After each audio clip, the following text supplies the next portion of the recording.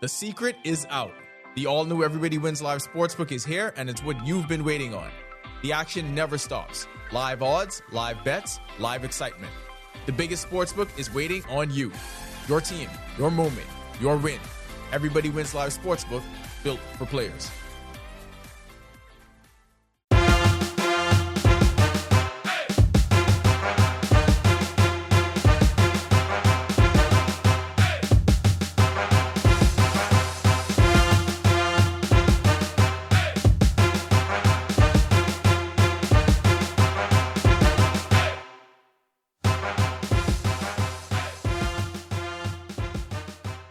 Welcome to the Accredited, powered by 10th year seniors here on Guardian Radio 96.9. I'm Ronaldo, and I cannot remember the last time the AC was on in this studio.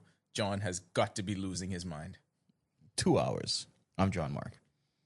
This was on for 2 hours? No, it wasn't on for 2 hours. It is going to be on for 2 hours, though. Oh.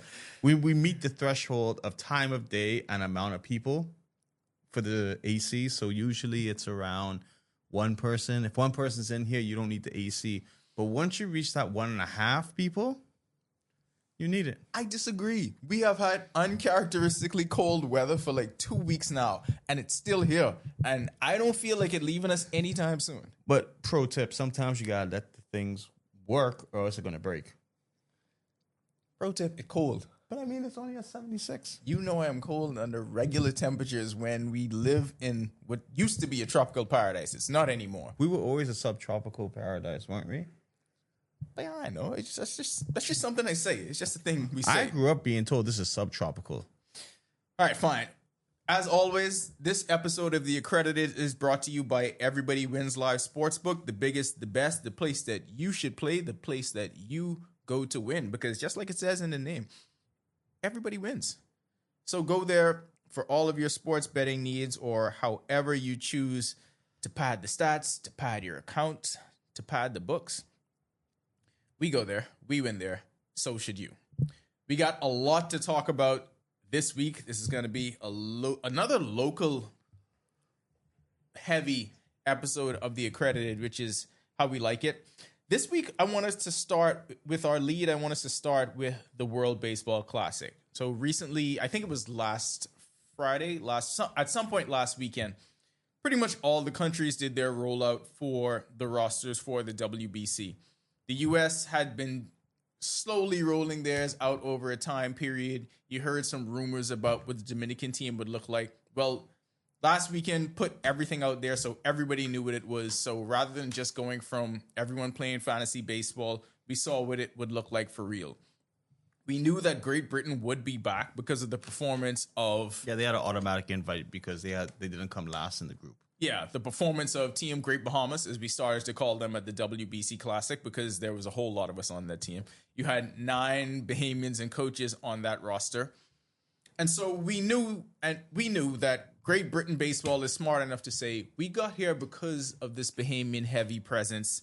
We're going to have to stick with that. I mean, Bahamians have been playing in WBC qualifiers for Great Britain since, I think Anton and Albert have been doing that since, I want to say 2018, maybe before that. I think it was before. Yeah, it was before that, because 2018 was when, something like that. Yeah, 2018 was when the younger guys, Jazz and Todd and those other guys, joined the fray. But yeah, so Anton and Albert were really the first to take advantage of that opportunity and start that process. But for this one, for the 2026 World Baseball Classic, we'll give you a rundown of the Bahamians that will be playing for Team Great Britain. And of course, the team captain, the biggest name on the team, the one they just had to have, you got Jazz Chisholm Jr.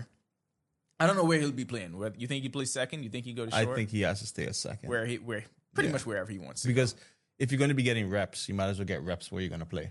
So you've got Jazz, you've got Arizona Diamond prospect Christian Robinson, who has spent the bulk of his season across AA and AAA. BJ Murray, Chicago Cubs prospect. Ian Lewis, Miami Marlins. Lucius Fox, Chavez Fernandez, Trace Thompson. Albert Cartwright is back as an assistant coach. And the one I probably get asked about the most, Antonio Knowles. So what do you think about this group of Bahamians headed to compete for Great Britain? What stood out to you the minute you heard this roster? I mean, I think it's probably the strongest group that we've ever put together. Minus the Sebastian Walcott in there, then you could have said probably the best of the best players. You're looking at the team, and right now they have Trace Slater at the DH, and not an outfield, but he could play outfield. He's an outfielder. I would have thought there would have been another Bahamian outfielder, a Chavez Young or Deshaun Knowles. That was like my only shocking thing. I maybe a Tanaj in there with pitching, because Great Britain always has a pitching issue. So one outfielder I thought, and Tanaj maybe, but then we know how politics and everything is played in this baseball game. It's not just hey, we're gonna pick you. It's Great Britain has something where a lot of countries would love to have, where it would be, yeah, we could just like pick and choose who we want, and like if you get rid of someone, it's literally no ties whatsoever. No, and I absolutely right on all of that, because I think Chavez Young kind of became one of the breakout stars when we were at the WBC in 2023. Mm-hmm. So, I mean, it kind of comes along with the territory, right? We got to remember first, yes, we're a part of this, but at the same time, it ain't our team. No. Like when you think about it, we have politics with just teams here in the Bahamas. So don't be beating teams by 100. That's the theory. with just stuff here. So you kind of expected that. Also, there was a change in the managerial posts for Great Britain. So a lot of the coaching staff that they probably had built up a rapport with before, not in place now. So you expected some kind of changes to be made. But the manager follows us on Instagram. And like what happens with success, and we're going to talk about this too when we get to Bahamas basketball, the more you actually have success, the more people are going to want to take advantage of the opportunity to play. Mm-hmm. So there were probably a lot of people that said, or were on the fence in 2023 because they didn't know how good it was going to be. But when they saw them qualify and you knew they were going to be there in 26, they say, yeah. Well, Jazz said it in 2022, 23 before. He's like, I'm going to play, but then he got hurt. So Jazz has always been committed to play, because let's be real, at the baseball level, this is the highest level of baseball that you are going to play at. And every team, let's just put it this way. I found it funny. So when Great Britain released the MLB Network released the graphic, it was Trace, it was Jazz, and it was Harry Ford, right? It's funny that two of the guys are Bahamian. It comes through Bahamian heritage. And then the other one is American that has, I think one of his parents is English. So it's like, it's funny how you look at this and nobody complains about the system. Nobody complains about. I wouldn't say nobody. Bahamians complain about the system. No, but I mean, like, when I say nobody, in my opinion, and this is speaking at a level higher than just the people, if federations and MLB and teams agree to play in this and these are the rules, then there's no issues. That's just the way the game is played, right? But it also, I mean, yes, there's negatives and positives. The positive is they're trying to promote their sport and they're trying to get everyone who could be involved. Whereas you could have a Jazz Chisholm not play for anyone, right? Just sitting at home, not doing it. Or you could have him play because of this loophole. Now, I do feel they are going to have to look into it maybe 8 years, 10 years from now. And they're going to have more strict rules with this is how the process is. But as of right now, if you do that, the Netherlands would be so many teams would not exist. Trash. You would have Israel pretty much would not exist. Italy, there are teams in this that Italy would not be would here. have issues as well. Brazil would have issues as well. A whole lot of teams in the WBC Great Britain would not will be have there. issues. So they just wouldn't be it's there. something where they've looked at the sport in the totality of what they feel needs to be done. And and this is just me thinking, they think that baseball needs to be showcased at the highest level, however they can do it. Not every team is going to be a USA, a Mexico, a Cuba, like a Japan. those, even look at Canada. Canada has a lot of transplants from the United States on their team. But the Netherlands and the Bahamas loophole is something that I feel will be getting changed, because I know even with Italy, a lot of their grandparents are Italian. So they have the lineage of that process. Whereas in the Bahamas, it's like we were a colony. Yeah, so for people that don't know, so we'll fill them in on the rules. And yeah, the World Baseball Classic, MLB, they play kind of fast and loose with the eligibility rules, but that's because exactly what you said. They want to cast a wide net. It's not like you know how strict the rules are for FIBA. You know how strict the rules are for World Athletics or anything else like that. Completely different in this. And the reason why Bahamians are eligible, think about it. Back when this started with Anton, most people didn't even know what the World Baseball Classic was. I know most Bahamians didn't know what it was.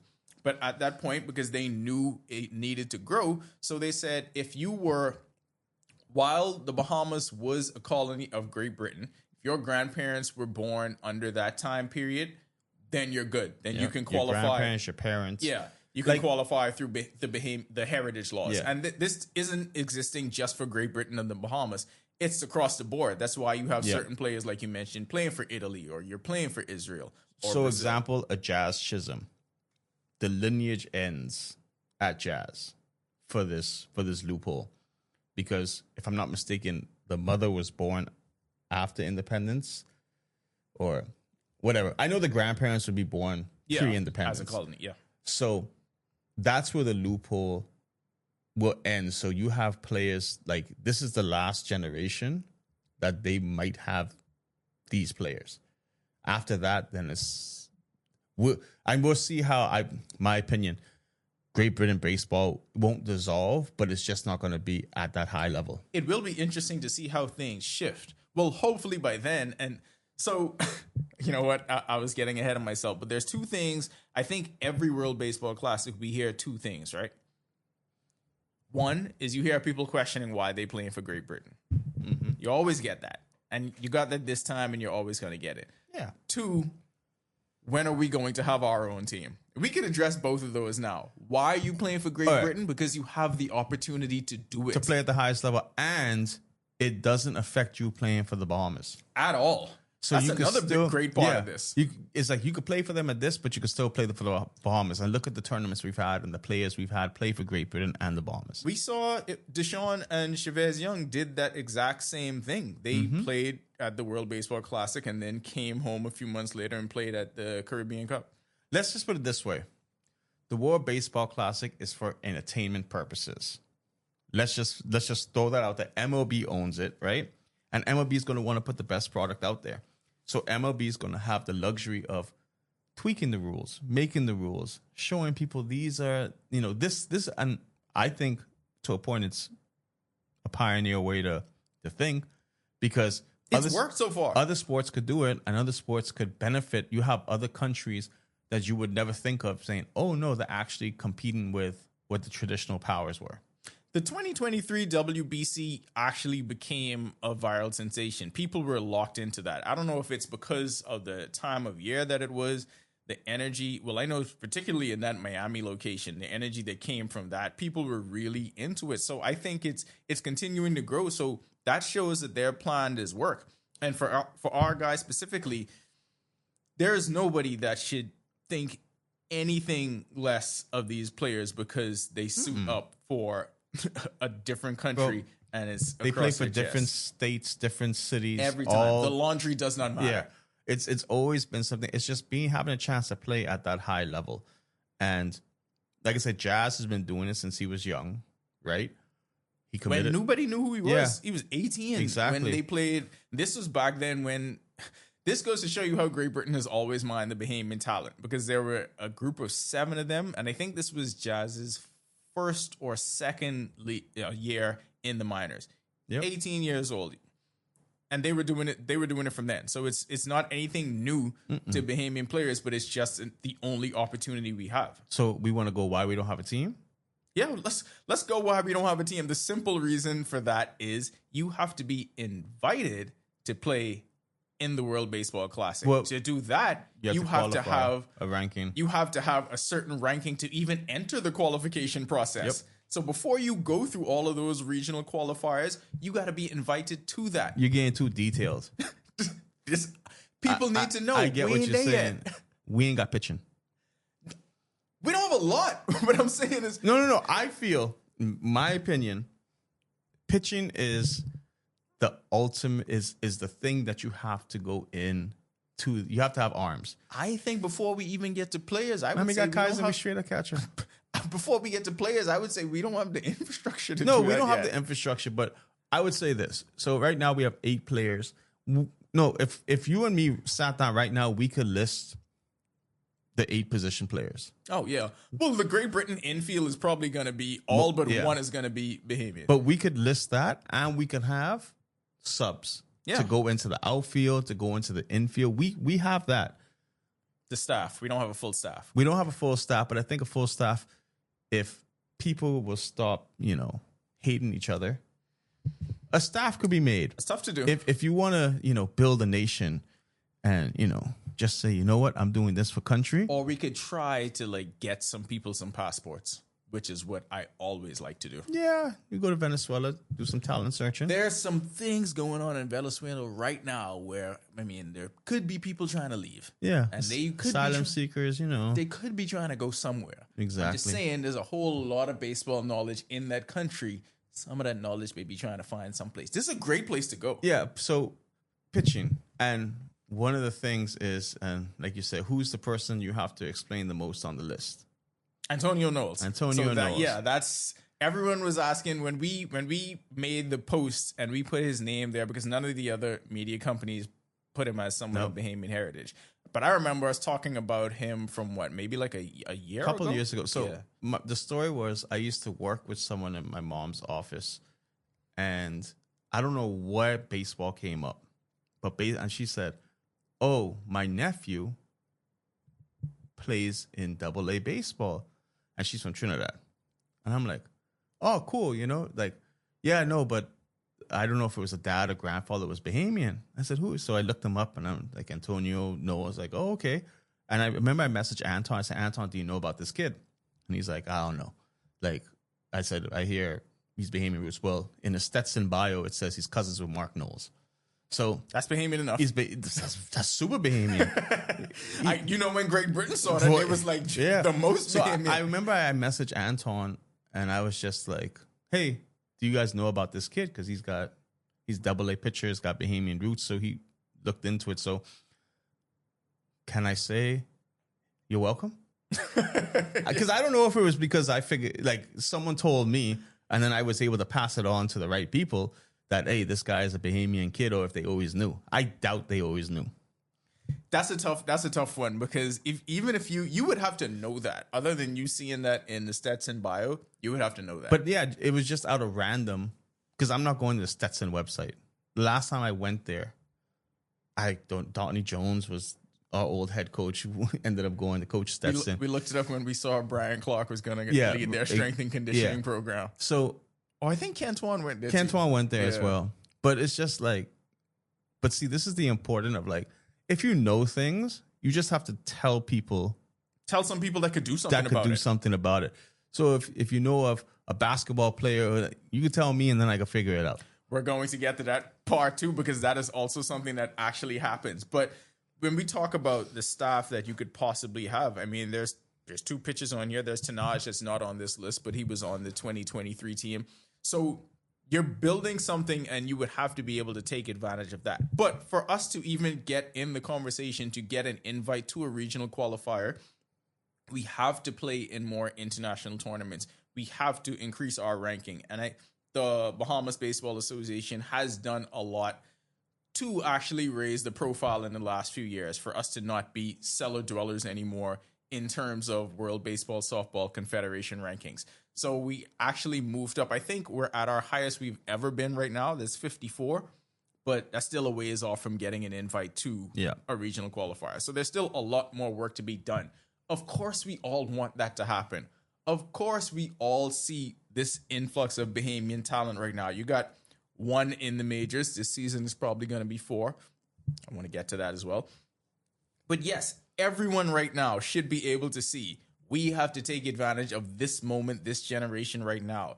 Just as basketball saw, we have to take advantage of this moment in this generation right now. How are we going to get there? Like I said, it didn't even start with players on the field. I think it starts with the infrastructure of actually creating a well-rounded program before you get to that. Because I remember one time when we talked to, this was when Liam Carroll was the manager, I think. And at that point, he talked about Great Britain really wanting... We're 40. We're 40. Mm-hmm. Okay. Before people start trying to call these phone lines and yell at you about what our ranking is. I mean, who they can call? They can call no one. That's the thing. But I'm just saying, we're just correcting it, No, great correction, because I'm spitting off the top of my head. But when we spoke to him, I remember him saying, and this was in the early stages, with him saying, we have to actually build the program and make it attractive for players to want to play. So that comes with being organized. That comes with something as simple as merch. That comes with something as simple as players having the confidence in the people that are running things, that things are going to be run the right way. Well, that's the point that we need to get to, right, for our program. And I think we could kind of follow this same model, because it's not as if baseball is on any list of one of the most popular sports in the UK. They had to struggle and fight to get to this point to where they are. Now, if it's cricket, if that's the bat and ball they want to be hitting. That's what I'm saying. So, and look at what they were able to do. Can't we do this same thing with our own? Because the reason we're not there yet isn't on anybody else. That's on us. No, of course. So their ranking, like I'm on the site, they have 975 points, right? And they're ranked number 19th in the world. From the last World Baseball Classic, they came 16th, which gave them 432 of their points, which is half their points. Half the points they ever got is largely attributed to Bahamian talent. Yep. So they're going to keep, like, why are you going to, you could just go to what works and just say, hey, let's try to get there. But because they automatically qualified, then all these other qualifiers they played didn't really mean much. And if you think about it, before the pre-qualify for them to even get there, to qualify for the WBC, so much of that was due to the contribution of the Bahamian players. Remember Anthony waving the Union Jack and doing all of that when they played in the qualifier in Germany. So we have the talent to get there.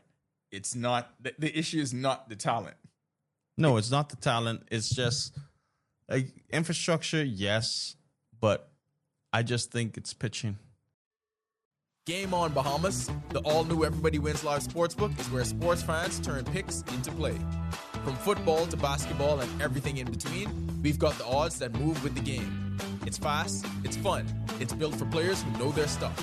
So grab your picks, lock in your parlay, and feel the win with Everybody Wins Live Sportsbook. Some fans watch. Real fans play. Everybody Wins Live Sportsbook turns every match, every shot, every score into your moment. The better you know the game, the better you play. Now with smarter features and a bigger experience, Everybody Wins Live Sportsbook, built for players who live the game. The secret is out. The all-new Everybody Wins Live Sportsbook is here, and it's what you've been waiting on. The action never stops. Live odds, live bets, live excitement. The biggest sportsbook is waiting on you. Your team, your moment, your win. Everybody Wins Live Sportsbook, built for players. You know the game. You live for the rivalries, the buzzer beaters, the Hail Marys. At Everybody Wins Live Sportsbook, we're built for that energy because we're built for players. Better odds, faster action, smarter bets. Visit everybodywinslive.com or drop into an EWL location and feel the difference. Everybody Wins Live Sportsbook, built for players. But you're trying to say infrastructure to get the young people in so that they can start developing the skills. But that's the generation you have to look at, because when in basketball, when we were just playing at the CBC level, you couldn't just look at what was there now, because some of those players were going to age out. You had to look at what was coming along the pipelines and think about how can we get to that next step by kind of merging both. So you have older players now that won't be around by the time you can get to that point, but you have to actually have the program in place. Because for me, that's when I look at there being a shift in the way basketball was run. I feel like baseball just has to kind of follow that same model. Yeah, I mean, the infrastructure of basketball here sucks anyways. It still does. And it's you like, so here's the thing. You could have people who run something, basketball, baseball, all that, right? And you can only get so far because of infrastructure, investment. You know, it's a lot of spokes to the wheel that make it spin. And if you don't have the infrastructure and you don't have the support and you don't have, because I was talking about it the other day, went to go buy Kaizen a baseball glove. I said, geez, baseball is expensive, right? Going to tennis is expensive too, but baseball is expensive. And I was like, yeah, it's expensive. But look at the other countries like Dominican Republic, right? Who are considered to be poorer than us. Not in terms of baseball. Not in terms of everything baseball. else, maybe. Because why? You said it to me. People see the talent and then they invest in those kids to get what they need. Baseball is probably their biggest export. like how we have tourism, our number one industry. Think about it. They have every MLB team is down there and has their own complex. You know how things would be different, how different things would be for us if we had one? One. They have all of them there. Miami's so close. Right there. You in Atlanta? Right there. Who do you think? Okay.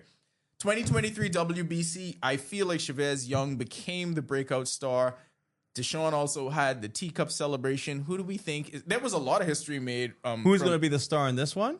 Trace hit the first home run, so he scored the first run ever for Great Britain at the WBC. Who are we looking at as a breakout star here?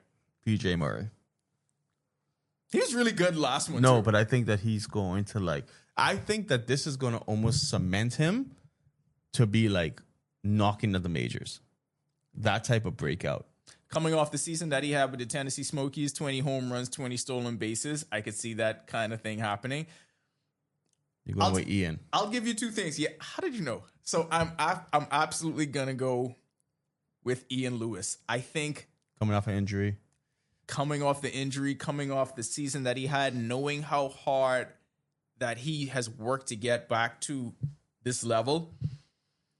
I feel like this is a time when, and he's the youngest one out of this group for the Bahamians. I feel like he is going to really feel the need, not just to fit in with this crowd, but to show that I belong with this group, to show that I should be there. You were going with Ian. That's why I went with BJ. I agree with the Ian thing just because based on the injuries that he's had, and he was once the promising up-and-coming minor league star to then having to go back to the Dominican to work his way back into the proper shape and all that.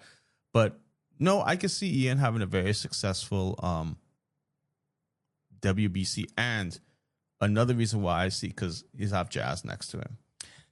And Jazz is, I feel like, so the dynamic of the Jazz thing is, I feel like the Buddy Franco thing. Yes. Where Jazz is going to hold him accountable for everything. And I think Jazz is going to be that for everyone. Oh, yeah. But especially for Ian. Yeah. And not let Ian, if he does crap, then it's going to be nah, you got to do better. And Ian is a real one, because when, where was Kaizen and where did they play that tournament? I think they were in West Palm, and he was out there every day to watch their games. So he was out there supporting. He would come straight from the gym. He would be out there supporting. People were looking around do y'all have a minor leaguer just on the field coaching third base? So love baseball. It was Ian and Jerron coaching when I-Elite were playing in this tournament. And I was like, you know what? This is not someone just putting on. He's actually willing to go in there and do this work, whether he has a personal relationship with these kids or not. So I was like, yeah, I'm gonna root for him. I'm looking at these rankings right now, right? Number 1 is Japan. Yeah. Expected. Who do you think number 2 is? Canada. No. USA. No. Mexico? No. Okay, just tell me. This makes for poor radio. Chinese Taipei. What? Yeah. Okay. Number 3? But you know what it is, though? This is, I think people think of it in terms of the MLB stars, but no, yeah. It's based on tournaments and accruing points over the course of these tournaments. So that means Chinese Taipei plays in a lot of tournaments in their region, and they do well. Yep. So that's kind of like with us, like how you always talk about the windows outside of when the big name guys are playing. That's why you got to have infrastructure and a full program, because it's for those tournaments where you really build up those kind of points. I'm looking at the list now, man. Hold on. Before you go to that. So I think Ian's going to be the breakout star, but I got to say, I am most intrigued by Lucius Fox being on the roster. That's what I want to see. It's about time. LeBron James quote. Yes, we know he should have been on the roster for 2023. Yes. I remember us being there in Arizona being like, Lucius ain't playing. But now he's here in 2026. Has not played. He has 2 not, years ago? He has not played, I think, Since in about he was 2 with the White Sox? I think in about 2 I want to say it's 2 years, maybe going on 3. So I want to see where he's at. I want to see what position he's playing, because that's another thing. So many of these guys over the course of their minor league career moved and shifted positions based on team need, because even Ian was playing some games in the outfield last year for Jupiter. So I want to see where Lucius is going to play. I want to see what he's going to look like. I think that's the most intriguing one. And Christian Robinson, I would place him in the same category as BJ, because I feel like in 2023, that's kind of where Chavez Young was too. We thought that you have a great WBC, people are going to pay attention to that. That's a springboard into spring training, actually, and then stepping up to the next level with your organization. Speaking of the 2023 World Baseball Classic, we were in the building in Arizona, had a chance to really interact with the Bahamian team for a whole lot of the time period, got some insight into why they chose to make that decision to play for Team Great Britain and what they expected the outcome to be. Turned out to be a historic feat, not just for them, but for the program, and that's why they're back in 2026. So you're going to hear our interviews first with Anton Richardson, then we're going to go to Deshaun Knowles, and then finally to team captain at the time, Anthony Seymour.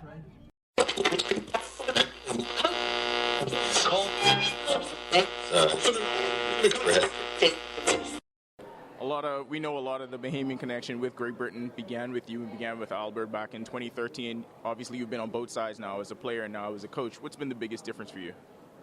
I think just understanding how to motivate the guys and how to put them in the best situations to succeed, and then also learning the different ways and cultures of baseball, right? Because now you have guys from the UK, you have guys from America, you have guys from the Bahamas, and trying to figure out a strategic way to blend all those different cultures of baseball to come together as one.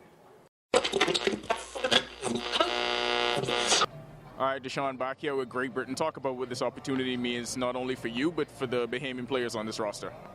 Man, it means a lot because, we do this right, we play good. There's more opportunities for the boys back at home.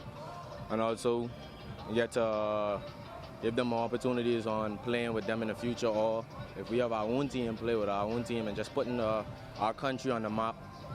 So. It's a big group of you guys. I know that Bahamian influence has to be felt in the locker room, in the downtime. What do the Bahamians bring to the table? But we bring a lot, I ain't gonna lie. The energy, the camaraderie. We just feed off each other. I just really think we just feed off each other, and we just go out there, play, we play our game. I mean, growing up, we only play once a week, practice probably maybe once a week. But to get this opportunity and do this, this mean a lot. Not just for us and our respective organizations, but as our country, the Bahamas. Even though we have Great Britain across our chest. All right, back with Team Great Britain. Anthony, talk about what it means for you and to be joined by so many of your Bahamian brothers. Like I spoke before, this is an honor just to be able to play amongst my countrymen, some of my friends growing up, my childhood friends. This is probably the only opportunity we actually get to come together as one and actually play on the same team. So this right here means a lot to me. It actually means a lot to us being together. We actually get to talk about the game, help one another out, which we don't do on a daily basis. And when y'all were in Germany, that Bahamian group really was the lifeblood of this team. What do y'all bring to the chemistry, in the dugout, in the downtime? What does that Bahamian group do for this Great Britain roster? We actually bring all the energy, we bring the excitement, people always every time y'all together, nobody can understand anything. So it's fun, we bring the energy and we're going to bring it all tournament. At the end of this tournament, you planting the flag at home plate again, right?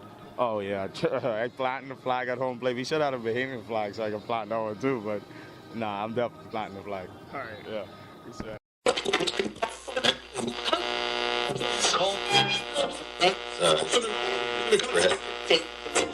Because of the names on this list, and this is something that we've been saying for the last few weeks, it's going to be a banner year for Bahamas baseball. Oh, yeah.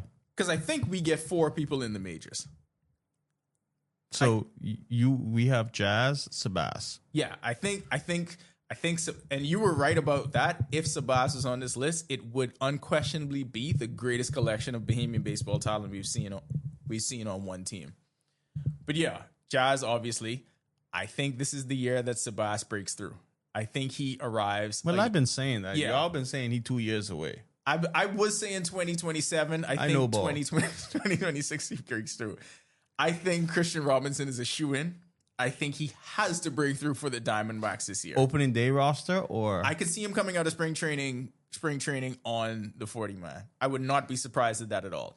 And I think, to circle back to what you were saying about your breakout star, I think BJ can get the call with the Cubs this year. I think so. Whether that's towards the tail end of the season, I wouldn't be surprised at it. Hey, once you get the call, you get the call. Once you get the call, that's how. You see how they say Lucius? That's how it happened with Lucius, right? Once you're there for the rest of your life, you are known as there. an MLB player. That's it. And this outside of the Bahamians, one thing I noticed about looking at that Great Britain roster, they got a lot more MLB talent than they did the last time. Oh yeah, for sure. There's a lot more. Winning is do some things, boy. Boy, Bahamians, they like to follow. Did they take all the major league people off the Andre Rogers thing? They don't have what I would call permanent structures around it. I think they were just like drapes with the numbers. Vinyls, yeah. It probably just blew away over time and wore down over time. I really feel like they should just Have plaques? yeah. Yes. Just get a plaque and write the person's name on the plaque if they made the major leagues. You don't have to put a number or anything. No. I wanna flip the script here. Oh, you see Jazz is wearing number 3 again? Really? Yeah. Okay. That's what I saw on the website. I mean, I think that's what it is. I mean, I could be wrong. You mean for GB or just in general? Oh, okay. For GB. No, yeah, he's not wearing Babe Ruth's number. Not for the Yankees. Come on now. I mean, No. it's a better second baseman than Babe Ruth. Okay, I want to flip the script. Yes, Great Britain has mined a lot of Bahamian baseball talent for their benefit. It has done wonders for their national team program. But this whole idea of eligibility and this whole idea of playing for another country, there's something that we said that I think carries over into different avenues of conversation, right? When you achieve success, and you achieve success on a big stage and more people can see it, you cast a wider net and it makes it easier to get you some talent, right? We've seen that happen with Bahamas basketball. Mm-hmm. We've seen that because there was a time period where we were just at a regional level. Then we saw that build. You move out of CBC, you go to Central Basket, and the more you accrue this talent, and then you have more people saying, I can see where this goes. So the latest one for that, I think for the last Olympic qualifier, people were introduced to Donnie Freeman for the first time. And he was coming up the same time as VJ. Both McDonald's All-Americans at the same time. So people didn't know about Donnie Freeman. But if you see the sophomore season he's having in Syracuse right now, you see where he's trending. And then recently, we had the story of another high school prospect, J.J. Watts, just committed to the Bahamas national team program. So you can see people, and then I don't know how I could possibly miss this, but Eric Gordon is kind of like the poster child for this for the Bahamas now, because you got an NBA player that did this and really was the driving force behind 2 of the biggest games the Bahamas has ever played internationally. So we're doing a bit of mining our own talent as well. This is the kind of thing that happens. Yeah, so let's just put it this way. As we spoke about MLB rules and how lenient and lax they are when it comes to you being able to play on their team, it is definitely different in basketball. It is the polar opposite. It is. They pretty much are telling you, if you get your passport after the age of 17, so a child who is not even a legal adult, who can't even apply for their own passport, just saying, have to have their parents do the work for them. To put it in layman's terms, you are a second-class Bahamian citizen. That's what you are, because they have considered you a naturalized player, even though you are eligible for Bahamian citizenship by birth. So if you get your passport after the age of 17, you are put on a list, especially if you were born outside the country. You put on a list where you're only allowed one of those players per window. So just throw out there, let's say we had a Klay Thompson, right? We had his brother. This is all in their prime. Eric Gordon, Evan Mobley, Isaiah Mobley. I don't know when Rick Fox got his passport, but let's just throw Rick Fox in there, right? Let's say all 6 of those players got their passport after the age, and at that time it would have been 16. They changed it 1 year, like, ooh. Oh, thank you, FIBA, for your benevolence, changing it a couple months. You'll only be allowed to play one of those players per game or per tournament or per... Which is important, because anytime you see a meme made about all of these people suiting up for a country, whether it's ours or another country, not possible, because FIBA is the most strict organization in the world. Yep. Polar, like we said, polar opposite of the way WBC is being run. FIBA will take your passport. Yeah. I think. Yeah, they might as well. But yeah, you honestly could have your parents born here, your great-grandparents born here. You could have the whole lineage here. But if you were born in the United States and you did not get your passport before 18 and didn't live here, because there are rules to the exception. Big rule is someone who played on the national team. You'd basically have to plead a case. You have to present a case showing that you have evidence that they grew up in the country and that this is where they developed their basketball skills or whatever. Like, it's hit or miss, because one thing you do with one player, we tried to do this for Mikey Thompson, who had no association whatsoever with USA basketball, which is crazy because some of these people have not played for any country. And it's like, no.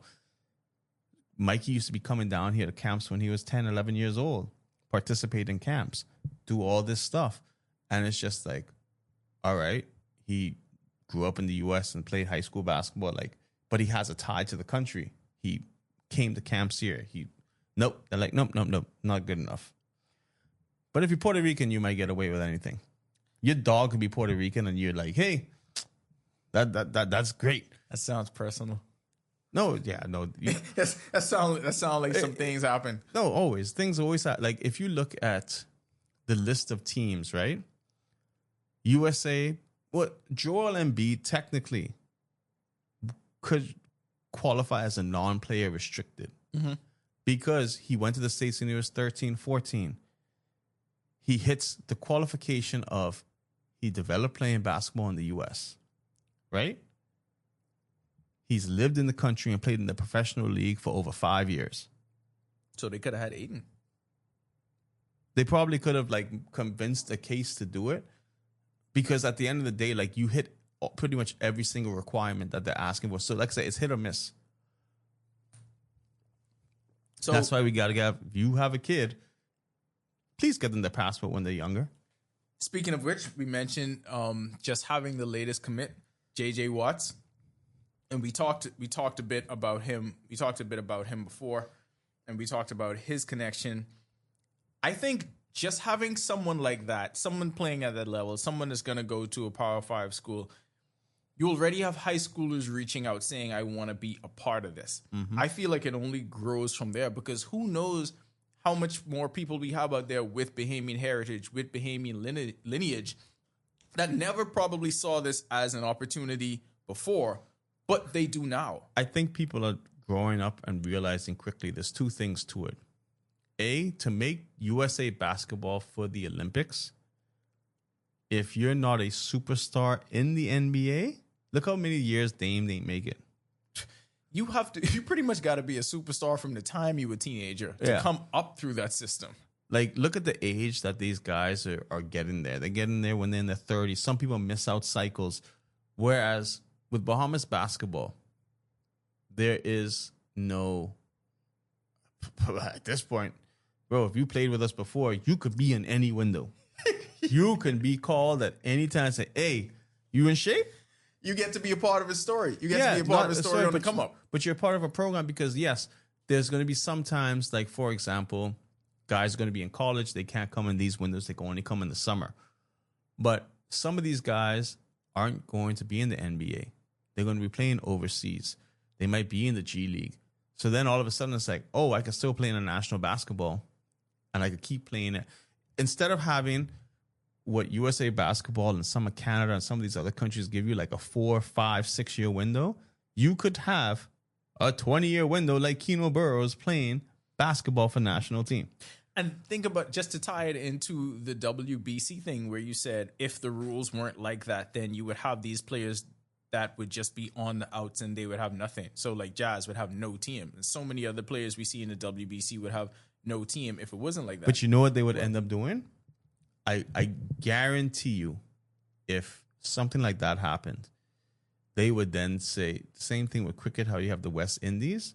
They would probably say, if we got Aruba, Jamaica, you know, if you have these. I thought she was going to start singing the song. No, if you have these countries, right, they would then, I guarantee you, MLB would have then said, you know what, let's form our own West Indies team that includes like the whole West Indies minus Dominican Republic, Puerto Rico, the Spanish speaking, but you could include Aruba in it. You could include Curacao in it. So all of a sudden, those guys, if they don't make Team Netherlands or whatever other country that they're, the Dutch country that they're under, or Scandinavian, who knows, then there's a team. And all of a sudden, that now makes a bigger team have a choice to say, oh, we need to get this person or lock him in with us. That'll start changing that. But I think that's a great idea. You know what? We'll talk about that in the easy take. So, and so like in relation to that, when you think about it, Eric Gordon was once a prominent member of Team USA, but later on in his career didn't have a spot. So pretty much he played one tournament. So pretty much he didn't have a team. He was never going to play for the USA again. So thankfully for him, he was eligible for the Bahamas. And look what he was able to do once all of those many, many hurdles were cleared. Able to hit 2 of the biggest shots we've ever seen in the history of the program. 3. You count 3 of them? Yes. He had the last like 3 threes. Yeah, I know. All of them was great. I mean, I don't know how many. I think he hit like 16, 17 threes that turn. They were all great. So, but you don't get that unless you know how to work the system and work the eligibility rules. So I think there's a whole lot of players, and they could be anywhere in the world, that are pretty much without a nation, pretty much without a team, without a program to go to. But the way how you attract all of them in is by winning. It's by being successful, and it's by having visibility. I think a West Indies team would actually be cool. It would be. Because let's just think of the West Indies on the whole. So you could tap into the players who are from Trinidad, Barbados. The English-speaking Caribbean would be. You're talking about for basketball or for baseball? Baseball. Okay, yeah. Yeah, basketball. No, we straight. We good. We Gucci. But no, but it's something where you look in these countries, and all of a sudden, if you could make a team with the best of the best players, Curacao and the Bahamas would. Dominate. Bahamas. You have the Jamaican, but you'll have those one-offs. You probably have Haiti that you could throw in there to be able to be a part of the system. As long as you got the lineage. Yeah, once you have the lineage, it's just like they could, and you have a built-in like 30 million fans. I heard Shohei Ohtani was part Bahamian. Yeah. I mean, we could look into that. When El Duque. Oh, we could get any Cuban that. Oh, WBC rules fast and loose. If you pass, I feel like El Duque is Bahamian because he lived here like 4 days in detention center, but he lived here. Well, if we get El Duque, we got to get Levan. I mean, Levan hard because he wasn't here. Yeah, but still, I am done with this. We can only have one brother thing. It's been hurting us with basketball, and I will not see it happen again. I'm done with that. We can only have one. The only brothers we got was the Gordons. We can only have one Thompson. We can only have one Mobley. It's not fair. Yeah, but with the Gordons, we were only allowed one, technically One two. at a time. Yeah. The other ones, we only have one period. Not even at a time. Just one total. You think there's more JJ Watts out there? I definitely do. No, there is, because here's another. So, example, JJ Watt. We have a kid, Jacob Hanna is his name. And Jacob's younger brother goes to Kansas State. Super athletes. Got his passport at 17. Thankfully, they changed the rules. Right in time. Right. Because here's the thing. I actually contacted someone in FIBA and I said, is this retroactive? Like any player that's done it before? They're like, no. So which doesn't make sense to me. It's like, how could you change the rules? And then all of a sudden it's like the players who registered before still. I think that's going to end up changing. Y'all have no idea how ridiculous FIBA is. But anyways, I heard about him last year during America. And I looked at his passport. I said, damn it. 17. Asterisk player. Then they come with the new. Thank you for changing the rule. I'm not mad at it.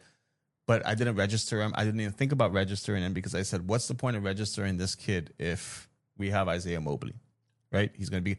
Then all of a sudden, we changed the rules. And I was like, great. Let me go submit all these paperworks right now before they change their mind. Right now. Let's talk more eligibility. Let's bring it back local since we're talking basketball. That's always a topic of discussion. First of all, being in the news, how Anatol in the championship? How did I miss this? Because Amo and Eugene did not do part 2 of the investigative report that we need. Like we say all the time, we are not journalists. We are entertainers. We are podcasters. We are a whole mix of a whole bunch of different things. But we need people to do the important work of journalism. That is very vital to our society. We ain't gonna do it, but we want to talk about it. Here's the crazy thing. So when Nal did the news, and he was like, I'm reading the story. I thought it was just playoffs. I read the story. First of all, I thought it was playoffs. Then I see the score. 57-43 or something. They barely reaching 100 with 2 teams. You are spoiled. Anatol was scoring 100 by themselves. So we talked a bit about it last week where Anatol Rodgers was suspended. There was a whole lot of drama going on around the GSSA. Anatol Rodgers, Timberwolves, the most dominant Make GSSA basketball great again. The defending champions. Apparently, we're playing with 4 eligible players. They got them up out of here. Ineligible. Yeah. 4 ineligible players. They got them up out of here. We saw what happened with the St. John's Junior boys. They waited until the playoffs to go through whatever. I don't know how you don't know somebody wouldn't be eligible from the beginning of the season, but I digress. They decided to act on it in the playoffs, so they got thrown out of the semifinals. So my thing is this, right? We do have some quote-unquote postseason basketball going on. Is Anatol going to be eligible to play in Hugh Campbell? Yes. So it doesn't matter. We spoke about this last week, and I said, until every single basketball league in the country is uniformed and can put the rules out saying this is how basketball is going to be, then this whole thing of ineligible player, he's ineligible because he started school in October and not September. Like, come on, man. Like, we really have to. And this is why you got to just have nationals, right? Yep. Because we're going to go to, again, you're going to go to a private tournament, and that's going to be the be-all, end-all of who gets to decide what and who gets. That's the determining factor for who the best program is. So you're telling me, and I don't even know what the rules are, the eligibility rules are for Hugh Campbell, to be honest. I feel like the Hugh Campbell eligibility rules are if you pretty much like the WBC and GSSA. Because you remember that one year they didn't want to let Nato play, because he came back from the States or whatever, and it's just like, okay, you came back from the States, and now all of a sudden it's like. And this is what we say it all the time. We say it all the time. This is why you need nationals. You literally need all the rules streamlined. You need everybody to know exactly what's supposed to be going on under one roof. So because now I'm just as lost as probably these programs are, as these players are, probably as lost as these parents are, because what happens next? What happens next? You built this program and then the bottom just falls out. But then do you continue into the postseason? And how is that even going to be viewed after the fact? Like we said it last week, it's going to get to a point where I feel that you're going to have teams starting to take these things to court, because that's just how it is. Because I just find it ridiculous, like, that the kid who started school a month later was ineligible. Like, basketball season wasn't even started then. There's so many ridiculous parts of that. Even more ridiculous than that is the fact that you act on it in the playoffs. Yep. Because the season's like 3-4 months old. That means you in your head said, I'm going to let this go and not care. You knew when you sat on it. Exactly. So, that was your ace in your hole. And that's not fair game. That's not bad. You know, it's like, hey, you're going to win, you're going to win, you're going to lose, you're going to lose, you know? But it's got to be fair. And you got to, in this country, and I know it happens in other places, but I feel like it happens more here. It's the adults that always want to make the decision and have full control of, like, and not think about, hey, how does this affect the school? How does this affect the kids? We talk about PG with mental health, right? What do you think these kids are going through? And they're like, oh man, now I disappointed everyone the whole season. Why not come out in the jump and just say, hey, this kid's ineligible, he can't play until we could X, Y, Z? Because it's always about them. It's not about, you know how people say this sometimes about some referees that do the grandstanding and they go, nobody here to see you. It's always about them, and it's not about what actually happens with the people that are responsible for playing. Franco Miller has been exceptional this year in the NBA G League. He's had career high games in 2 of his last 5. So since he started getting more playing time, he's been producing. And we don't really have a reason to root for the Warriors anymore. Buddy ain't there. Chris DeMarco ain't there. Maybe if Franco moves his way up in the organization, they can get some Bahamian fans back. They'll at least try to win us back over. I don't know. I'm sure it means a lot to them. But anyway, here's Franco dishing on how his time in the G League has been so far and what he expects to become with the Warriors organization.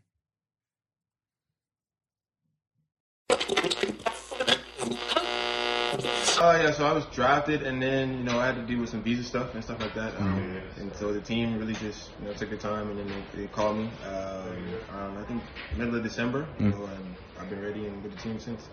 And what were you doing to stay ready during that time? Just working out and back in the Bahamas, enjoying my time there with my family. Obviously being a basketball player, you're away a lot of time. So, just enjoying that time and staying ready and, being ready for the call. Have you had a chance to connect with Buddy Hield since joining the team? I have, actually. He just texted me after the game and told me to box out. So. Oh, nice. Look at that. Okay. Speaking of that Golden State connection, I know Chris DeMarco coaches the Bahamian national team. I'm not sure he was coaching the events that you were playing in. Like, what is your relationship like with Chris DeMarco? Yeah, I actually have played for him in a couple of tournaments. Great guy. Definitely love playing for him. We won a lot of games under him and stuff like that. So, just that connection right there is obviously a connection that, I feel like helped me in terms of the situation and stuff like that. So, yeah, it's been great. I would say the pace is a lot faster. The pace and just, the athleticism is definitely different. Those are the 2 things that I notice the most. There's a lot more space, I feel, now with the defensive 3 seconds and stuff like that. Yeah. So, those are probably the 3 things that I've noticed. If you could describe this team in one word, what word and why? Oh, that's a good question. Focus. I feel like, we're locked in, in terms of the scouting reports and, what it is that we have to do going into towards the games. And I think it's one of the better teams that I've been on in terms of that aspect. So I think that's a good word. When we get back, the Bud Light Easy Takes of the Week is going to be Super Bowl heavy. TT. Game On Bahamas, the all-new Everybody Wins Live Sportsbook, is where sports fans turn picks into play. From football to basketball and everything in between, we've got the odds that move with the game. It's fast, it's fun, it's built for players who know their stuff. So grab your picks, lock in your parlay, and feel the win with Everybody Wins Live Sportsbook. Some fans watch. Real fans play. Everybody Wins Live Sportsbook turns every match, every shot, every score into your moment. The better you know the game, the better you play. Now with smarter features and a bigger experience, Everybody Wins Live Sportsbook, built for players who live the game. The secret is out. The all-new Everybody Wins Live Sportsbook is here, and it's what you've been waiting on. The action never stops. Live odds, live bets, live excitement. The biggest sportsbook is waiting on you. Your team, your moment, your win. Everybody Wins Live Sportsbook, built for players. You know the game. You live for the rivalries, the buzzer beaters, the Hail Marys. At Everybody Wins Live Sportsbook, we're built for that energy because we're built for players.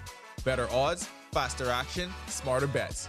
Visit everybodywinslive.com or drop into an EWL location and feel the difference. Everybody Wins Live Sportsbook, built for players. Stafford going to the end zone, reaching up and making the grab. Bahamas, are you ready for the ultimate Bud Light football experience? Buy 2 6-packs of Bud Light at any Jimmy's Wines and Spirits location or at participating liquor stores, and you're automatically entered to win. You could score an all-expense-paid trip to watch the Dolphins game live. Don't wait. Grab your Bud Light and get in the game today. Bud Light is distributed by Jimmy's Wines and Spirits, who reminds you to drink in moderation.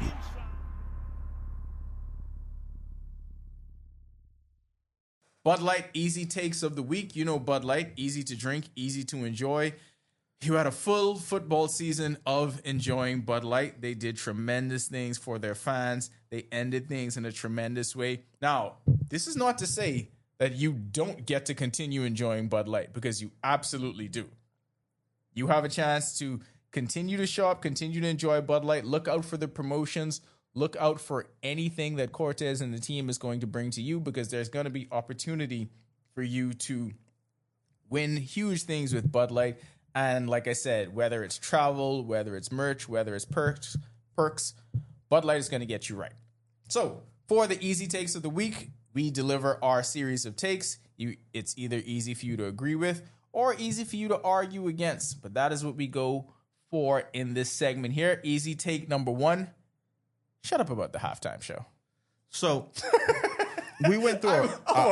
Before you go, I just want y'all to know, John was just looking at me, waiting for me to shut up so he could start on this. We went through a rabbit hole, right, of Super Bowl shows. Yes. First of all, shout out Michael Jackson. Great, like pioneer. In so many ways. Not the best halftime show ever. I thought it was. Close. Close. It's probably second. 2020, Miami, Shakira, J-Lo. Yeah. And guess who else? Benito. Bad Bunny. So and guess what? Everyone loved it. We talked about this. He said like 4 English words in that. We talked about this before, right? And but we didn't actually rewatch it.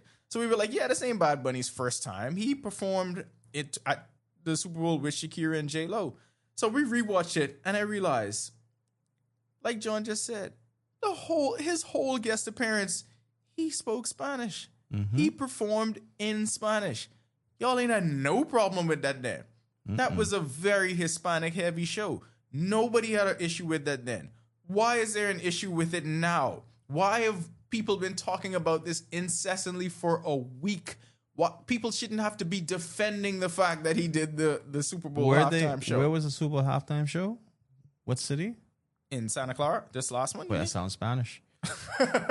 Well, you want to go around most of the U.S. and talk about what things are named? San Jose, San Francisco. I'm saying we could do that for a whole lot. But look, I just think it's so easy, and I understand that outrage is the thing that makes people money in America now, and especially with the climate of any wedge issue there is, that's what people do.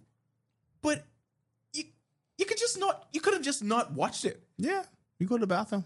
You could have just not watched it. You could have just been like, I'm out on it. Whatever happened to just saying, I'm out on this, I'm not interested in this, and that's okay? I don't have to shout it from the mountaintop. That's how I am with NBA West Coast games. Once 11 p.m. hits and it's like, this game ain't really started yet.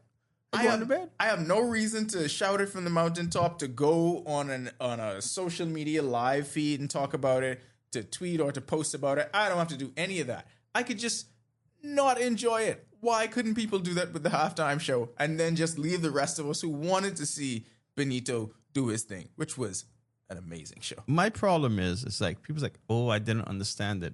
Great. Again, we just had proof of you didn't care about not understanding anything when they performed years before. Them hips don't lie, though. They did not lie. You understood that. Mm-hmm. That is a universal language. But I didn't understand everything Shakira was saying. Yes, J-Lo performed in English. Shakira wasn't only performing in English. Nope. There was no outrage for that. I mean, I can't remember if there was or not, but the outrage wasn't the way it is now. I know that for sure. No, I just find it crazy. Like, cool, whatever. It's one little show. It's the same. It's just because it's the Super Bowl. And yes, the Super Bowl bigs up their shows and all that stuff, right? Because it is the Super Bowl, but who cares? Like, if you were at the stadium, you didn't want to see it, go to the bathroom. Go to the concession stand. When I went to the Super Bowl and... Who'd you have, Maroon 5? I had Maroon 5, and I actually like Maroon 5, but I just didn't... The point where I was at, it wasn't really great. I didn't have a good watch. It was like they were all the way in one corner, and I was like, you know what? This is my time to try go to the bathroom and go to the concession stand. There ain't nothing wrong with that. You know why? Because you could watch it on TV later. I just watched it on the socials later, which is exactly what I did. So please, we are nearly a week in to post-Super Bowl coverage. The NFL has been gone from our lives for a week now. Can we please just let Bad Bunny and the Super Bowl halftime show go? It's almost time for them to start planning for the other one. We can let this one go. Who do you think it's going to be? If you had to guess. Taylor Swift. You were right about that. I thought about it since the last time you were here. It's going to be Taylor Swift or Metallica or like Barry Manilow or somebody. Sabrina Carpenter. I know who it ain't going to be. It's going to be someone super white. 2024. People were angry. They had this angry black man, Kendrick Lamar, rapping, and they were saying they didn't understand. 2020, they took it up a notch the following year where you literally couldn't understand because Bad Bunny's not speaking English. I know what's happening now. Mm-hmm. So we can all... I feel like it's going to be like a Taylor Swift, Sabrina Carpenter. Yeah. Something to that. A band. I don't really know of like... They could probably get an old rock band or Green something Day like that. or something. No, Green Day did the intro. Green Day did the pre-show. Yeah, but it ain't halftime. Yeah. Bruce Springsteen or something. Old sports writers love Bruce Springsteen. It would make them so happy, bro. Like, they love him. John Bon Jovi. Somebody U2 like that. Again. Yeah. Ain't gonna be Janet Jackson. We'll see. This ties into our Bud Light Easy Take of the Week number 2. A special and near and dear to John's heart. I don't see how this is any arguments or questions or anything. He convinced me. You gonna say it or are you gonna? Oh no, I'll let you do it. Oh. So the next Super Bowl in Miami, gotta be specific. In Miami. The Super Bowl halftime show should be Marshall Montano. Take Soca Global to the world stage. And look, if you don't think he has crossover appeal, he does. He does. Soca is very easily palatable to a wide cross section of people. I already have the set list and everything. It was amazing because we were sitting here planning the show, and John came up with a complete set list for when Marshall Montano performs at whatever the next Super Bowl in Miami is. And I sat here and I was like, you know what? If they're arguing about Bad Bunny, it may be tough to get a Trinidadian with his Trinidadian music across to America. Soca is love. And I thought about it. And then John started playing the set list and he put it together. And I was like, this could work. Mm-hmm. See, the biggest thing is going to be is who is going to be his guest. Because you always got to bring a guest in, right? Tough. And my opinion is he has so many hits with like people like Major Lazer and them, you know? So many. Yeah. Sean Paul. He has so many hits. But I was thinking out the box with my halftime show. So if the Marshall team listening to this, You need to reach Jay-Z because I feel like your yeah, vision, Jay-Z's got to make it. Marshall, if you get the show, I need some tickets in the front row. I Gucci. But Well, you're taking Queasy. I'm taking Naldo, Dakari, Kevy. I taking.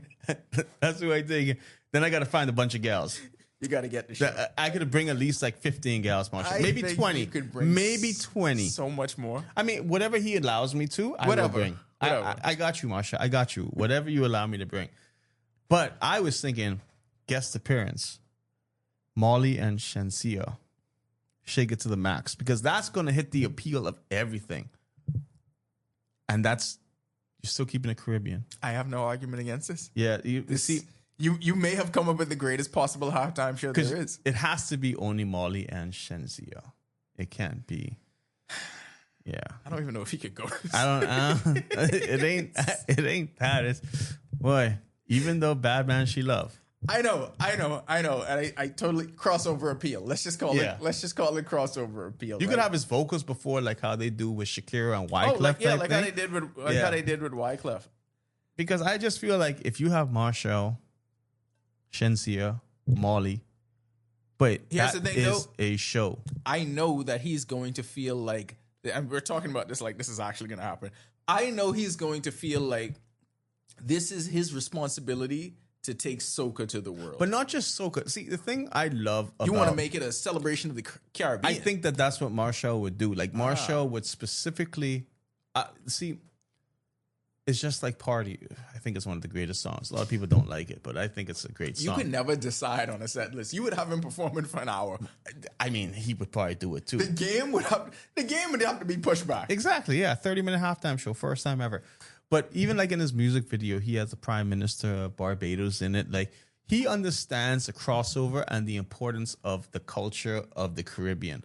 And I don't see how he wouldn't try to include that in his show. Like, when Bad Bunny started off with Chile, shout out Bad Bunny though, Chile, he could say Bahamas, Jamaica. Oh, he yeah. could have all the things.